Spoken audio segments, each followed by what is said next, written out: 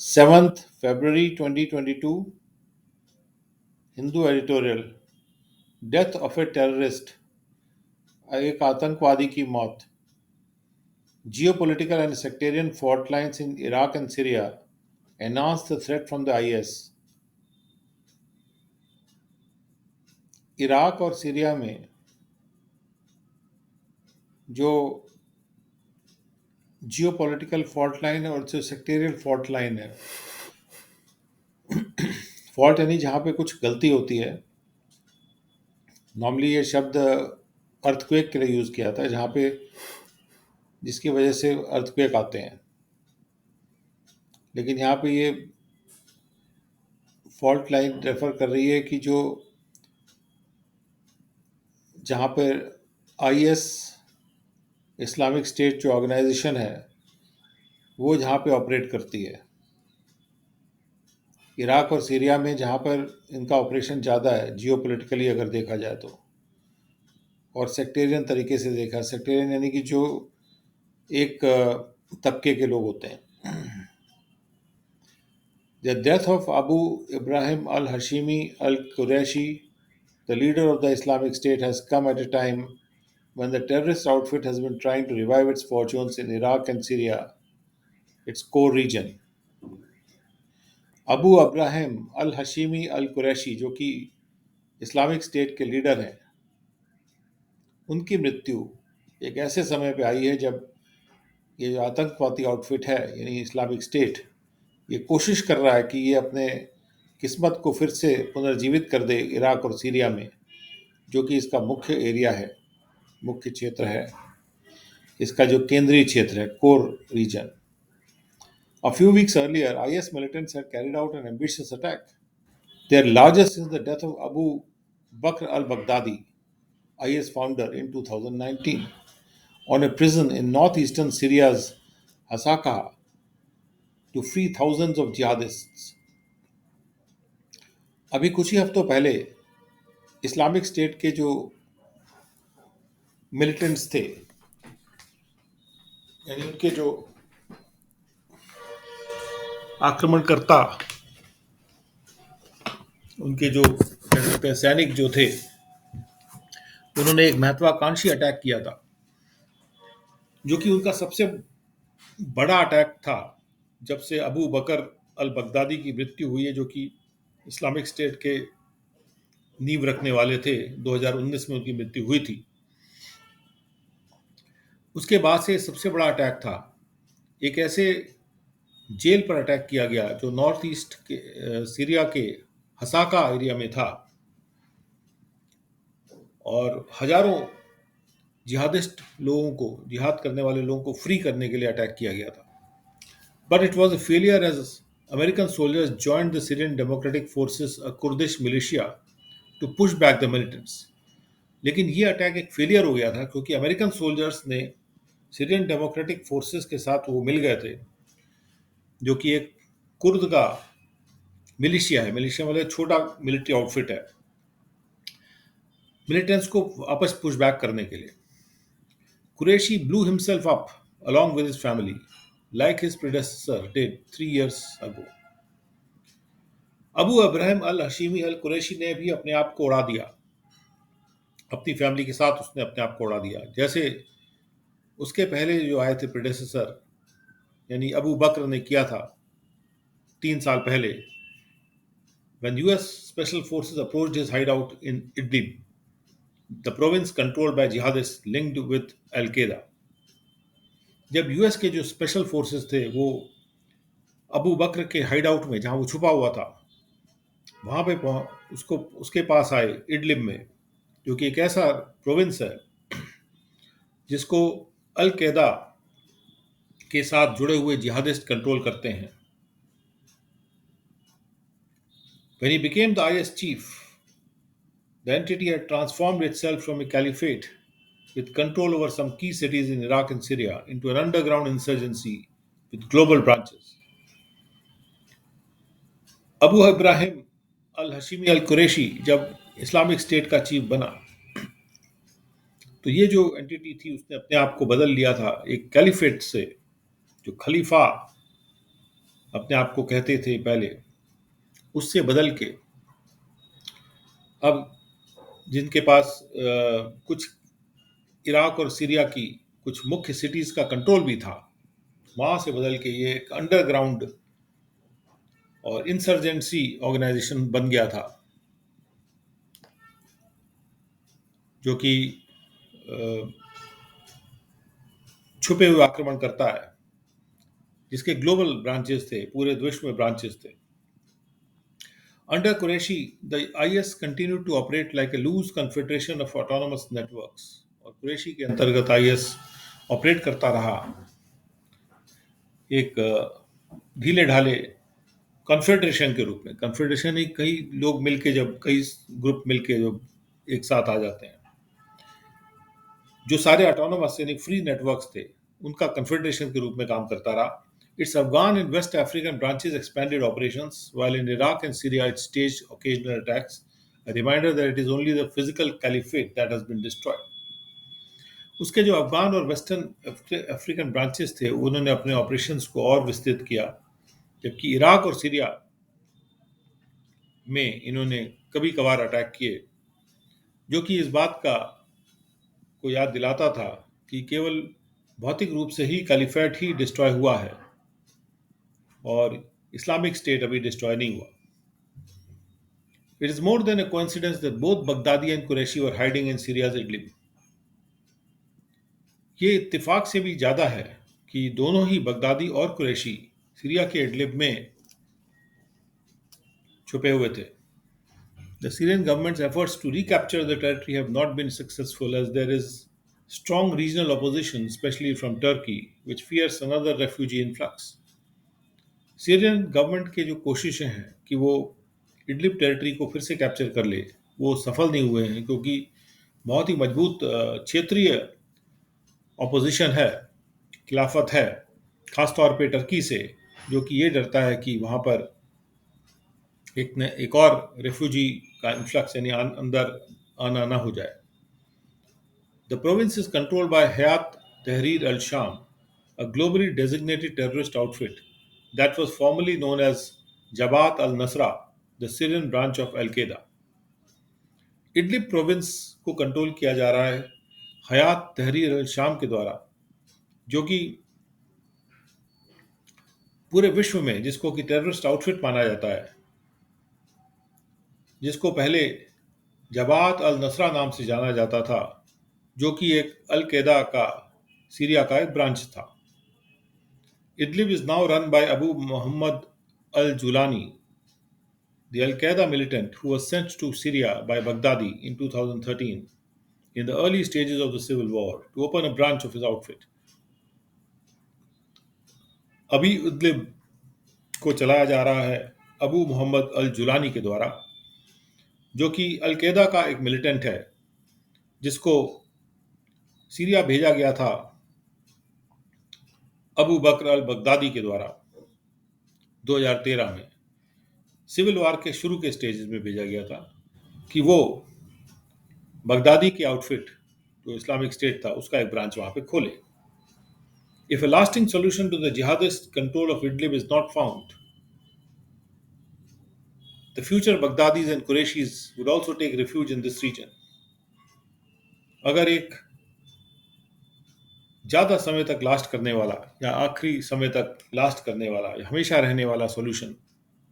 यानी हमेशा का सोल्यूशन अगर जिहाद का जो जिहादियों का जो कंट्रोल है इडलिब के ऊपर वो नहीं पाया गया, तो आगे आने वाले बगदादी और आगे आने वाले कुरैशी वो भी इसी क्षेत्र में शरण लेंगे। Another important lesson that IS's recent attacks provides is that the Syrian Kurds remain a key ally in the fight against the IS, as the Hasaka incident has shown. एक और इम्पॉर्टेंट सबक जो आईएस के हाल के attacks हमें provide करते हैं, मुहैया कराते हैं, वो ये है कि सीरियन कुर्द एक मुख्य मित्र हैं आईएस के साथ फाइट करने के लिए, जैसा कि हसाका इंसिडेंट ने भी दिखाया है। The US should not throw them at the mercy of Turkey, like the Trump administration once did, once the IS threat is minimized. US को ये नहीं करना चाहिए कि जो सीरियन कुर्द हैं उनको टर्की के दया पे छोड़ दे, जैसा कि ट्रंप एडमिनिस्ट्रेशन ने एक बार किया था। एक बार आईएस की थ्रेट जो है अगर कम हो जाती है तो they should be incorporated into a larger regional counter terror strategy. इनको शामिल किया जाना चाहिए और भी बड़े साइज की जो क्षेत्रीय टेररिज्म के खिलाफ जो रणनीति है, आतंकवाद के खिलाफ की रणनीति में इनको शामिल किया जाना चाहिए, क्योंकि ये लोग आतंकवाद के खिलाफ लड़ते हैं, जो सीरिया के कुर्द हैं। Lastly, IS has learned how to survive these occasional setbacks. It has lost its caliphate and its top commanders, but there are thousands of foot soldiers spread across Iraq and Syria, waiting to strike. और आखिर में Islamic state ने ये सबक सीखा है कि कैसे हमको बचना है, कैसे सरवाइव करना है। ये कभी कभार के जो सेटबैक आ जाते हैं, यानी पीछे हटना पड़ता उससे, उसने अपना खलीफापन छोड़ दिया है और खो दिया है, और उसके अपने टॉप कमांडर्स को भी उसने खो दिया है। लेकिन अभी भी कई हजार सैनिक हैं, पैदल सैनिक, जो कि इराक और सीरिया में फैले हुए हैं, जो तैयार हैं अटैक करने के लिए। The still open wounds of the civil war in Syria and the lingering sectarian sentiments in Iraq have let them survive so far. इस सीरिया में जो सिविल वॉर हुई थी, उसके अभी भी खुले हुए जो जख्म हैं और जो मंडराते हुए सेक्टेरियन सेंटिमेंट्स हैं इराक में, यानी जो मुस्लिम सेक्ट के जो सेंटिमेंट्स हैं, जो उनके अपने सेंटिमेंट यानी इमोशनल सोच जो होती है वो है, उससे वो बचे रहे हैं अभी तक। एज लॉन्ग एज उसकी वजह से वो बचे रहे हैं, as long as these geopolitical and sectarian fault lines remain in Iraq and Syria, the IS threat will not vanish. जब तक ये जियोपॉलिटिकल यानी कि जो क्षेत्र से संबंधित इडलिब जैसे इडलिब में जो इनका ये लोग अपना सहारा सर शरण ले लेते हैं, वो भी एक फॉल्ट लाइन है। और सेक्टेरियन फॉल्ट लाइन यानी यहाँ वहाँ की जो जनता है इडलिब की और कुछ क्षेत्रों की जो सोल्जर्स हैं अभी भी सपोर्ट कर रहे हैं उनको, वो जब तक रहते हैं इराक और सीरिया में, तब तक ये इस्लामिक स्टेट का जो खतरा है ये वैनिश यानी गायब नहीं होगा।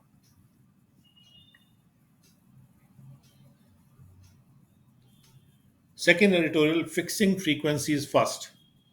Policymakers must make sure that the 5G economic payoff will outweigh the high cost. पहले फ्रीक्वेंसीज को फिक्स करिए। नीति बनाने वाले जो हैं उनको ये सुनिश्चित करना चाहिए कि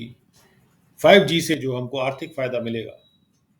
वो उसकी ऊंची कॉस्ट से ज़्यादा होगा।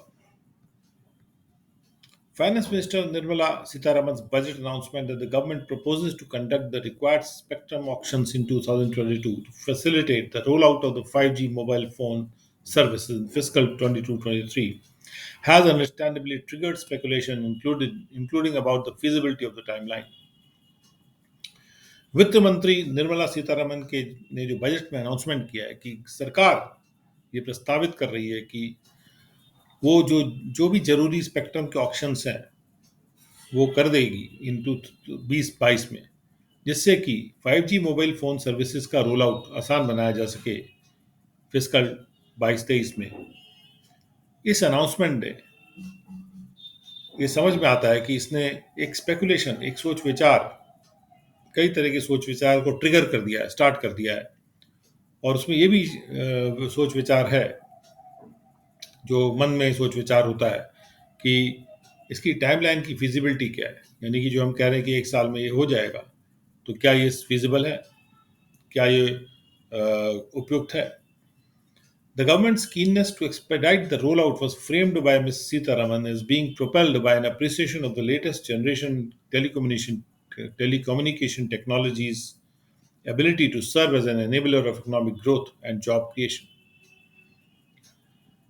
गवर्नमेंट ने जो शार्पनेस दिखाई है कि वो इस रोल आउट को एक्सपेडाइट करेंगे, उसको तेज करेंगे, तो ये जो शार्पनेस है इसको मिस सीतारमन ने इस तरह से रखा था कि ये एक तरह के इस अप्रिसिएशन से निकल के आ रहा है, अप्रिसिएशन से प्रोपेल हो रहा है, इससे दौड़ आगे बढ़ रहा है कि जो हालिया जनरेशन की जो टेलीकम्युनिकेशन टेक्नोलॉजी है, उसकी एक एबिलिटी है कि वो, उसमें एक क्षमता है कि वो इकोनॉमिक ग्रोथ यानी आर्थिक ग्रोथ और जॉब क्रिएशन को एनेबल करेगा। और इस तरह से इन्होंने रखा था मिस सीतारमन ने इस बात को कि इसको अप्रिशिएट किया गया है और इसलिए इस रोल आउट को एक्सपेडाइट किया जा रहा है कि जिससे कि इकोनॉमिक ग्रोथ होगी और जॉब क्रिएशन होगा, नौकरियां, नई नई नौकरियां आएंगी, आर्थिक ग्रोथ होगी। Commenting on the budget announcement, Communications Minister Ashwini Vaishnav said TRAI was expected to submit its recommendations on the spectrum to be set aside for 5G by March, adding that the auction for the airways would be held soon after. Communications के जो मंत्री हैं अश्विनी वैष्णव, उन्होंने कहा कि try से अपेक्षित है कि वो अपने अपने संस्तुतियों को सबमिट करेगा स्पेक्ट्रम के बारे में, कि कौन सा स्पेक्ट्रम यानी कौन सी फ्रीक्वेंसी को सेट असाइड किया जाएगा 5G के लिए मार्च तक। और उन्होंने ये भी जोड़ा कि जब ये संस्तुति आ जाएगी ट्राई की, तो उसके ठीक बाद ही जो एयरवेव्स का ऑक्शन कर दिया जाएगा। While last week's flurry of announcements have raised the possibility that the next auction of telecom spectrum may be held within the next few months, there is little clarity on the approach of the government. The approach the government plans to take with regard to the crucial issues surrounding the introduction of 5G services. जबकि पिछले हफ्ते में बार बार जल्दी जो घोषणाएं आई हैं, उन्होंने एक संभावना को प्रकट किया है, उठाया है कि जो अगला ऑक्शन होगा टेलीकॉम स्पेक्ट्रम का, हो सकता है वो अगले कुछ महीनों में हो जाए। फिर भी इस बारे में खुलासा कम है कि सरकार क्या योजना बना रही है, कि कौन सी वो अप्रोच लेगी। जहाँ तक कि बहुत इंपॉर्टेंट इश्यूज हैं जो कि 5G सर्विसेज को इंट्रोड्यूस करने के आसपास जो इश्यूज हैं। Foremost are questions around the particular frequencies the regulator is likely to recommend, the government's plans on pricing the spectrum, and most crucially, the very viability of the new technology, both for the telecom companies and the economy as a whole. सबसे important जो issues हैं, ये सवाल है, वो इस बारे में है कि कौन सी वो फ्रीक्वेंसीज होंगी जो रेगुलेटर जिसकी संस्तुति करना चाहेगा या जिसका चांस होगा वो संस्तुति करेगा। दूसरा सवाल यह है कि गवर्नमेंट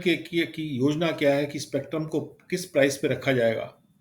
यानी दाम क्या होगा स्पेक्ट्रम का। और सबसे इंपॉर्टेंट बात यह है कि क्या इस नई टेक्नोलॉजी के वाइबल भी है, टेलीकॉम कंपनीज के लिए वाइबल है और इकोनॉमी के लिए भी क्या वाइबल है, यानी इससे टेलीकॉम कंपनी भी कुछ फायदा ले पाएंगी या इकोनॉमी को भी कुछ फायदा होगा नहीं होगा।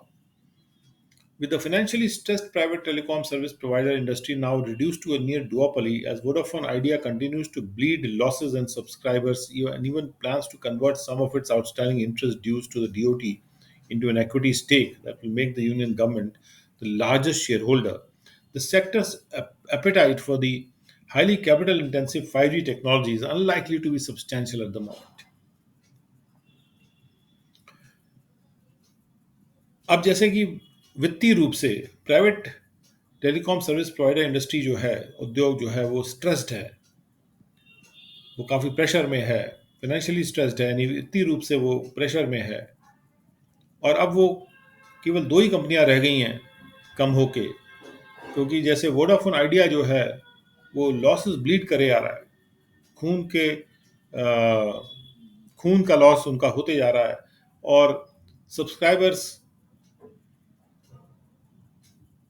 कहने का मतलब कि वो लॉस में जाते जा रहा है, लॉस बढ़ते जा रहे हैं, उसके नुकसान बढ़ता जा रहा है, और सब्सक्राइबर्स भी खोता जा रहा है वो। और वो ये भी प्लान बना रहा है कि वो अपना कुछ जो आउटस्टैंडिंग इंटरेस्ट है, जो उसको इंटरेस्ट देना है, जो इंटरेस्ट के जो ड्यूज हैं जो उसको DOT को देने हैं, उसमें से कुछ को वो कन्वर्ट कर देगा एक इक्विटी स्टेक में, जो कि यूनियन गवर्नमेंट को वोडाफोन आइडिया का सबसे बड़ा शेयर होल्डर बना देगा। तो ऐसे में जो इस सेक्टर के की जो भूख है 5G टेक्नोलॉजी के लिए, जो कि बहुत कैपिटल इंटेंसिव टेक्नोलॉजी है, यानी जिसमें बहुत पूंजी लगेगी, पूंजी तीव्र टेक्नोलॉजी है, तो इसके लिए जो भूख है सेक्टर की, वो बहुत ज़्यादा होने की उम्मीद नहीं है इस क्षण पे। The 5G represents an exponential leap in technology is beyond doubt. इसमें कोई संदेह नहीं है कि 5G जो है एक बहुत ही एक्सपोनेंशियल उछाल है, यानी बहुत ज़बरदस्त उछाल है टेक्नोलॉजी की। However, most countries that have commercialized 5G so far largely find the technology still predominantly deployed as an upgraded replacement for 4G in terms of end use, with the industrial and public utility applications envisaged still at least a few years away.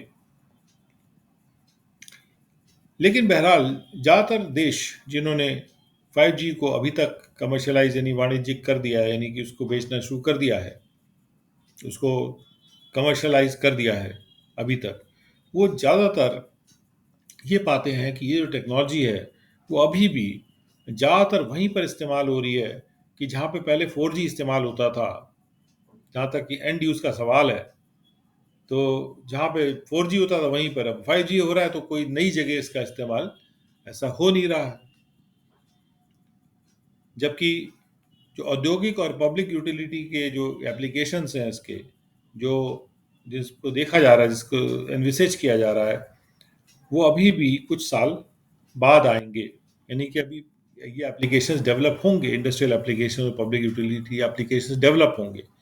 तो अभी develop नहीं, अभी तो जो अभी current applications हैं उसी में 4G पर 5G काम कर रहा है। तो अगर उन्हीं एप्लीकेशंस पे काम करेगा तो उससे बहुत ही ज़्यादा कोई महत्वपूर्ण फ़ायदा